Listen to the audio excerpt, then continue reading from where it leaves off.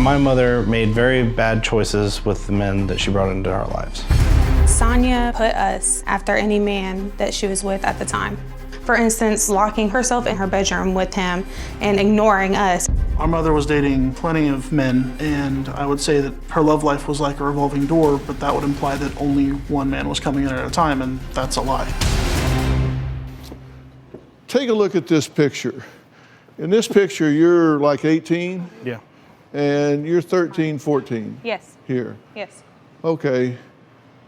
Tell me what your life is like at this point. Here, even though we look as though it wasn't, it was hard. It was hard to be children and be encountering the things that we were encountering. I mean,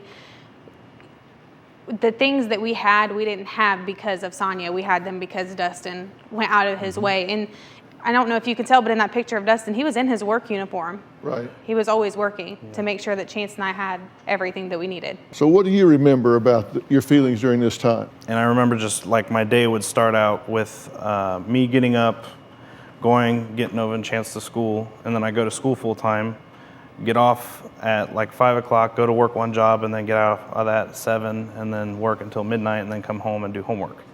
At that time, I was angry, very angry, because I should have, I had Pell Grants and I had scholarships for my grades. I did very well in school, and I should have had a free ride through college, and I had to take out all the loans I possibly could to help pay the bills and get them beds and clothes, and I was just angry. So what do you think about what you just heard me talking to her about? I think it's amazing you managed to get her to say anything bad about herself. A lot of this stuff she was saying, gee, I didn't know, that didn't happen, all of this. You're not buying that. No. It's very convenient to forget that much about what you did wrong.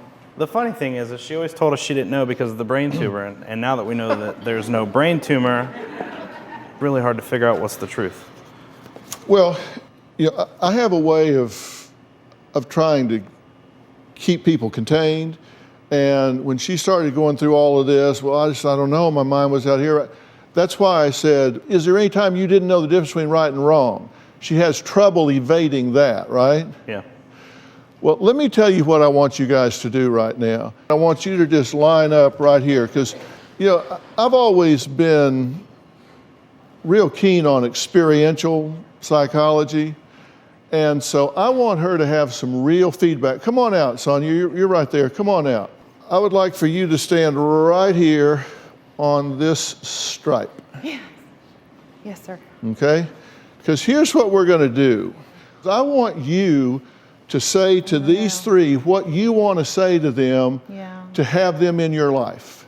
And here's how you can tell whether what you're doing is working or not, okay? Because as you listen to her, if she says something that causes you to believe she's getting real, you can take a step forward. If she says something that makes you think she's being honest and you want to close that gap, you can take another step forward. If she's feeding you a bunch of bull and you don't believe it, then I left plenty of room for you to start taking a step back. Okay?